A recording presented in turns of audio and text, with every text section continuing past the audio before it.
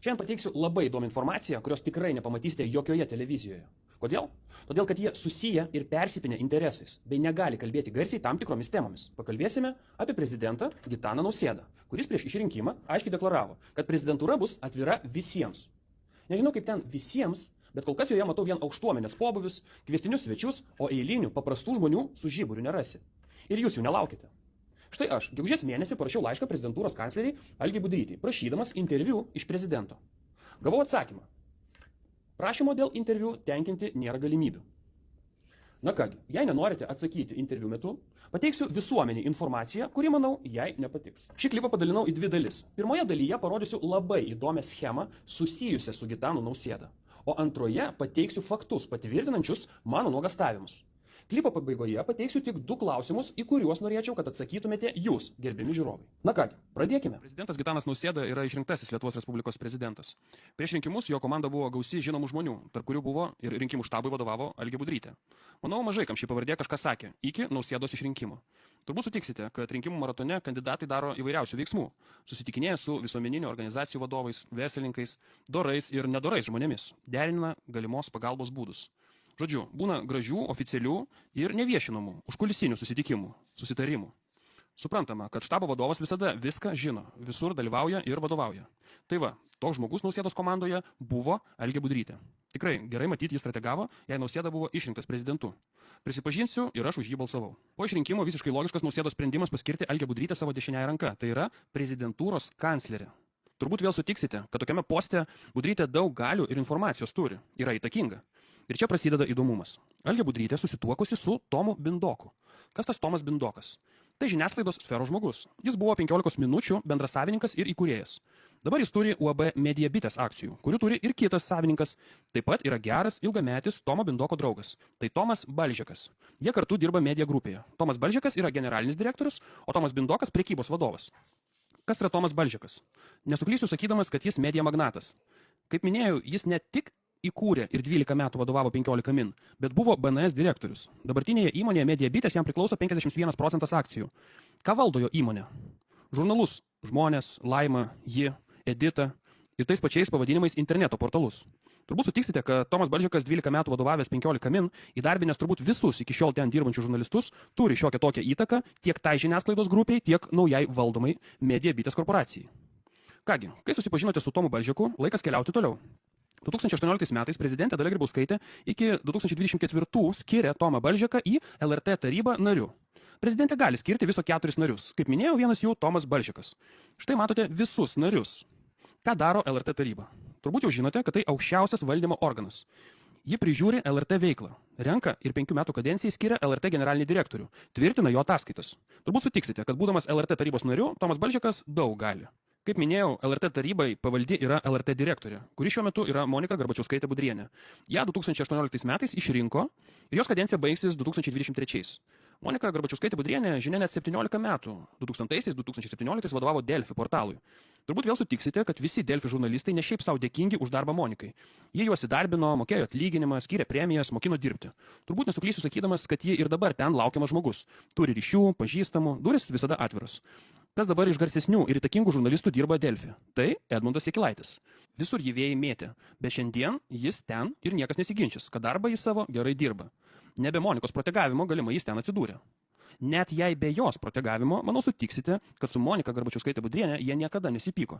Dalyvavo kartu laidose ir tikiu, kad iki šiol puikiai bendradarbiauja. Bei bendrauja. Keičiasi informacija. Apie Jakilaitį galima daug kalbėti. Gal pasakysiu, kur šiandien jį galime pamatyti. Taip, visų pirma, Delfi TV. Taip pat žinia, kad jis darbuojasi Laisvės TV. Ir visai nesenai jį išvydome L-Rytas TV. Kas yra vienas geresnių, o gal net ir geriausias Jakilaičio draugas? Tas, kuriam jis dėkingas už savo karjeros šuolį. Manau, Jakilaitis žino, apie ką aš. Tas, su kuriuo iki šiol kartu keliauja ir draugauja. Tai Audrius Siaurusevičius.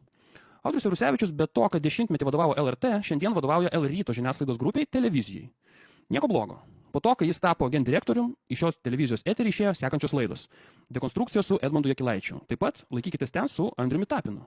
Kaip matote, atsiranda tiesioginis ryšys su Laisvės TV, kurios veidas ir įkūrėjas yra Andrius Tapinas. Savo darbą gerai išmanantis ir gerai dirbantis Tapinas jau seniai televizijoje. Jo komandoje, kaip minėjau, daug garsių žurnalistų. Ne tik minėtas Jakilaitis, bet ir Ridas Jasilionis, kuris, kaip žinia, neseniai tapo Nausėdos komunikacijos vadovu. Padirbo 1,5 metų Laisvės TV, o dabar gaus ir skleis prezidento Gitanos Nausėdos informaciją visuomeniai. Bet apie tai vėliau. Grįžkime prie Laisvės TV. Joje darbuojasi dar vienas garsus žmogus. Manau, jau žinote, apie ką aš. Tai Rita Miliūtė. Ji žurnalistikos mohikanas, svarbi asmenybė žiniasklaidoje. Todėl nenuostabu, kad ją taip pat sutinkame ir LRT eteryje. Dirba per 2 žiniasklaidos priemonės – Laisvės TV ir LRT. Taigi, pavaldi Monikai Garbačiauskaitei Budrieniai. Ir kai aš ištariu Budrieniai, manau, jau suprantate, kad ji ištekėjusi. Ir ištekėjo ji už savo vyro, Ryčio Budrio. Kas jis tuo metu buvo? Ogi 15 min direktorius. Taip rašė Monikos vadovaujamas Delfi tinklas. Šiandien jis toks nėra, jis verslininkas. Ir giliau mes neisime. Bet, manau, svarbesnis kitas faktas. Ar Budrio pavardė jums nieko nesako? Taip, jo pavardė tokia, kaip prezidento Gitano Nausėdos kanclerės ir dešiniosios rankos Algės Budrytės. Ji yra Ryčio pusseserė. Wow. Taigi, štai ratas ir užsidaro. Man dabar jau nuostabos nekelia, kad LRyto žurnalistai nuolat dalyvauja LRT tiesioginėme eteryje, skleidžia savo tiesas. Negi LRT neturi savo analitikų, negi nėra nepriklausomų ir įdomesnių pašnekovų. Keista, kai išvardintos priemonės vadina prezidentą tuščia vieta, pradingeliu, nieko nenuveikusių gražuolių ir kitais epitetais. O sekančią dieną prezidentas Gitanas Nausėda jau duoda interviu tiems patiems kanalams, lyg nieko nebūtų buvę. Anksčiau tą buvo sunku įsivaizduoti. Nematau nieko blogo, kad Tapinas su prodiuseriu Šeškum žaidžia tenisą Balžeko teniso akademijoje. Apie tai rašo Balžeko žurnalas Žmonės. Matyt, nieko blogo. Jei žurnalistai dirba keliose konkuruojančiose televizijose – Miliūtė, Tapinas, Jakilaitis – ne man spręsti. Dabar, kai matote galutinę schemą, matyt, verta sužinoti, kuo dar buvo Algė Budrytė iki prezidentūros. Štai žiniasklaida aiškiai parašė. Budrytė yra užėmusi įvairias pareigas įmonėse International Fintech, Swedbank, Finasta. Ji buvo SEB banko vyriausio ekonomisto padėjėja, naujienų portalo 15 min direktoriaus pavaduotoja. Taigi, kaip matote, bankuose Swed ir SEB užiminėjo vadovaujančias pareigas, kas savaime yra labai keista. Kaip konkuruojančiose bankuose ji sugebėjo užiminėti vadovaujančias pareigas. Nieko keisto, kad ji vyro vadovaujančioje 15 min buvo direktoriaus pavaduotoja, o jos pusbrolis buvo direktorium. Algė Budrytė tikrai gerai žino ir redakcijos virtuvę, ir ten dirbančius žurnalistus. Ji tikrai labai gudri, protinga, įtakinga ir kompetentinga profesionalė. Tai kodėl tai bijojo su manim susitikti? Aš juk jums, Algė, norėjau tik vieną vienintelį klausimą užduoti, parodę šią schemą. Ar tai normali situacija Lietuvoje? Manau, bet koks atsakymas taip arba ne, jūs, Algė Budrytė, dėja labai giliai užkastų korupcijos liūnę. Kaip matote, Algė yra ir gali būti labai įtakojanti prezidentą.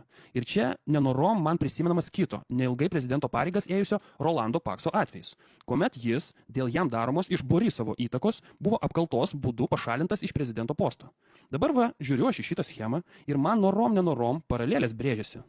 Taigi, kai matote viešai per televiziją ir interneto portalus skalbiamą prezidentą Nausėdą, žinokite, kad jis vyrukas, kuris jau senai suvystytas ir apsuptas įtakingais informacijos srautais. Pakanka jam ne vietoje ne tą pasakyti ir jo likimas kaip politikos naujoko ir kaip prezidento postą užėmusio žlugęs visiems laikams. Per jo kanclerę Algę Budrytę visa info nukeliaus ten, kur reikia ir kam reikia. Ir tokia forma, kurios kai kam reikia. O juk prezidentas teisėjus skiria, spectarnybom vadovauja, prokurorus ir ministrus skiria ir atleidžia. Žodžiu, trūksta žodžių, kokią padėtį turime. Dabar, kai jūsų akis įsiplėtusios ir negali tuo patikėti, laikas man pereiti prie įrodymų, kuriuos, kaip visada, galite pasitikrinti po klipu esančiom nuorodom. Visa informacija yra viešai prieinama Vyriausiosios tarnybinės etikos komisijos puslapyje. Pradėkime nuo Algės Budrytės. Kaip matote, jis savo deklaraciją pateikia sutuoktinio duomenis, jo turimas akcijas ir pareigas UAB Media Bitės. Taip pat aiškiai ir nedviprasmiškai parašo, kad yra Monikos Garbačiauskaitės sutuoktinio Ryčio Budrio pusseserė. Jei atsiversime Monikos deklaraciją, pamatysime analogišką info. Vyras Rytis verslininkas, o Algė Budrytė yra vyro giminaitė, paskirta prezidento kanclerė. Žinoma, keistai skamba vyro giminaitė. Žinant, kad Monika labai gerai lietuvių kalbą mokykloje mokėsi. Pusbrolis yra gražus lietuviškas žodis, Monika, jeigu ką. Eikim toliau. Tomo Balžeko istorija yra surašyta ne tik LRT puslapyje, kur detaliai info pateikta, bet ir jo deklaracijoje galime pamatyti, kad šiuo metu yra LRT taryboje, turi UAB Media Bitės akcijų. Pretenzijų šioje schemoje dalyvaujantiems žmonėms visiškai neturiu. Toks mūsų valstybės valdymas. Bet dabar, kai matote schemą, prašau, gerbiama žiūrovė, atsakykite man tik į 2 svarbiausius klausimus. Pirmas. Ar Gitanas Nausėda nepriklausomas prezidentas? Ir antras klausimas. Kas jūsų manimų pilkasis kardinolas šioje schemoje? Parašykite, prašau, atsakymus po klipu. O aš dėkoju už dėmesį, prašau prenumeruoti, paremti mano kanalą, nes tik su jūsų parama ir palaikymu atlikinėju minėtus korupcinius tyrimus. Kaip matote, rezultatų savo tyrimais jau neblogų pasiekėme. Suprantu, kad šiuo klipu sukėliau širšių lizdą, bet tikiuosi, sulauksiu palaikymo ir iš eilinio mąstančio žmogaus. Dar kartą dėkoju už dėmesį, iki pasimatymo.